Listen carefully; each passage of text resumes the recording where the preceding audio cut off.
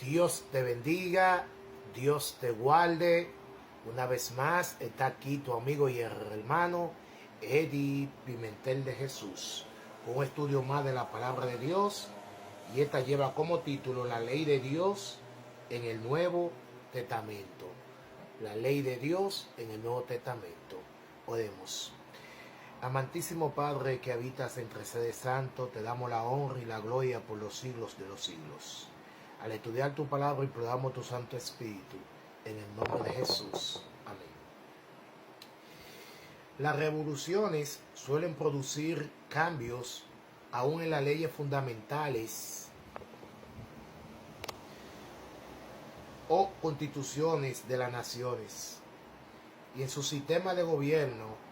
En la historia y conducción de la Iglesia se produjo una gran revolución en las primeras décadas de la era cristiana, con el advenimiento del Mesías y la sustitución de la Iglesia del Antiguo Testamento por la del Nuevo. ¿Sufrió también la ley de Dios algún cambio entonces?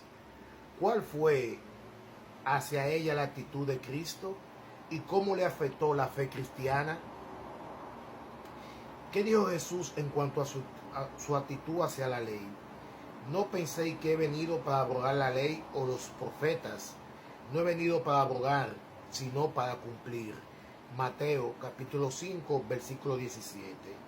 La ley incluye los 5 libros de Moisés y los profetas. Los escritos de los profetas, Cristo no vino para desplazarlos, sino para cumplirlos. Él cumplió la figura y sombra ceremoniales contenidas en los libros de Moisés como la gran realidad prefigurada.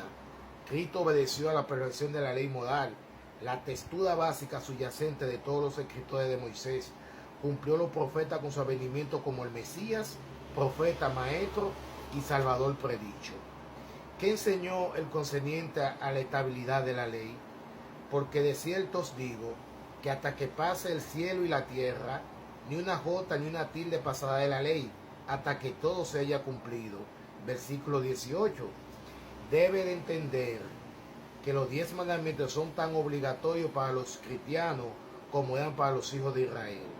La ley moral es una parte de la ley natural del universo, tan ciertamente como la transgresión de la ley natural en el mundo material tiene sus consecuencias inevitables.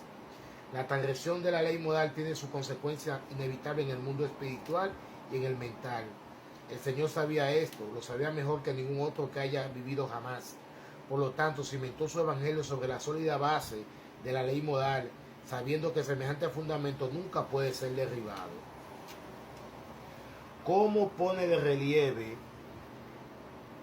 la importancia de la observancia de la ley? De manera que cualquiera que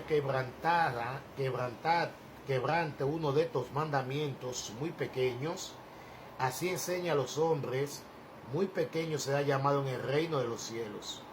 Mas cualquiera que lo haga y lo enseñe, este será llamado grande en el reino de los cielos. ¿Qué dijo Cristo al joven rico que hiciera para entrar en la vida? Mas si quiere entrar en la vida, guarda los mandamientos.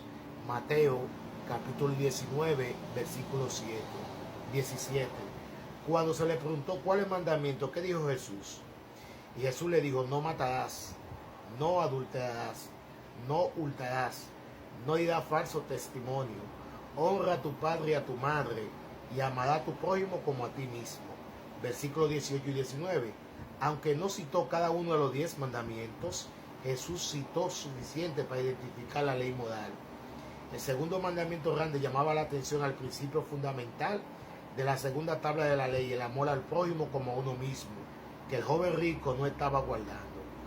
El pecado y toda la ley. ¿Qué cosa prueba que la ley es todo indebido?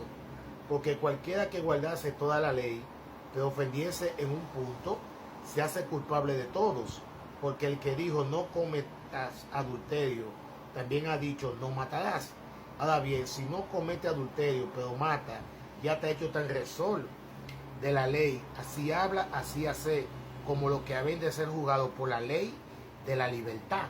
Santiago capítulo 2, versículo 10 al 12. ¿Cómo se define el pecado?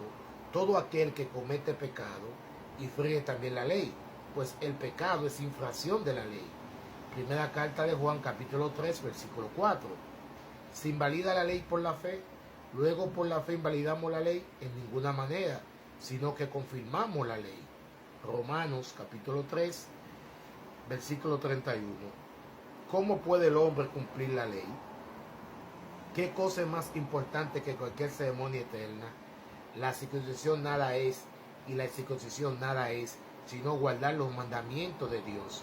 Primera carta a los Corintios, capítulo 7, versículo 19. ¿Qué clase de mentes no se sujeta a la ley de Dios? Por cuanto la mente carnal es enemistad contra Dios, porque no se sujeta a la ley de Dios, ni tampoco puede. Romanos capítulo 8, versículo 7. ¿Cómo se cumple la ley? No debéis nadie a nada, sino amaos unos a otros, porque el que ama al prójimo ha cumplido la ley, porque no adulterarás, no matarás, no hurtarás, no dirás falso testimonio, no codiciarás, y cualquier otro mandamiento. En esta sentencia se resume: amarás a tu prójimo como a ti mismo. El amor no hace mal al prójimo, así que el cumplimiento de la ley es el amor. Romanos capítulo 13, versículo del 8 al 10. ¿Cómo podemos saber que amamos a los hijos de Dios? Y en esto conocemos que amamos a los hijos de Dios, cuando amamos a Dios y guardamos sus mandamientos. Primera carta de Juan, capítulo 5, versículo 2. ¿Qué se declara que es el amor de Dios? Pues este es el amor de Dios, que guardemos sus mandamientos, y sus mandamientos no son gravosos. Versículo 3. ¿Cómo se describe a la iglesia en los últimos días? Entonces el dragón se llenó de ira contra la mujer, y se fue a hacer guerra contra el resto de la descendencia de ella, los que guardan los mandamientos de Dios y tienen el testimonio de Jesucristo. Aquí está la paciencia de los santos, los que guardan los mandamientos de Dios y la fe de Jesús. Apocalipsis capítulo 12, versículos 17 y 14.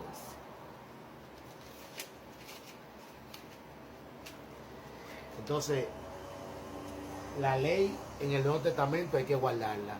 Jesús nos dio ese ejemplo. Así que oremos. Padre querido, gracias por darnos el ejemplo de tu amor y de tu bondad para con nosotros. En el nombre de Jesús.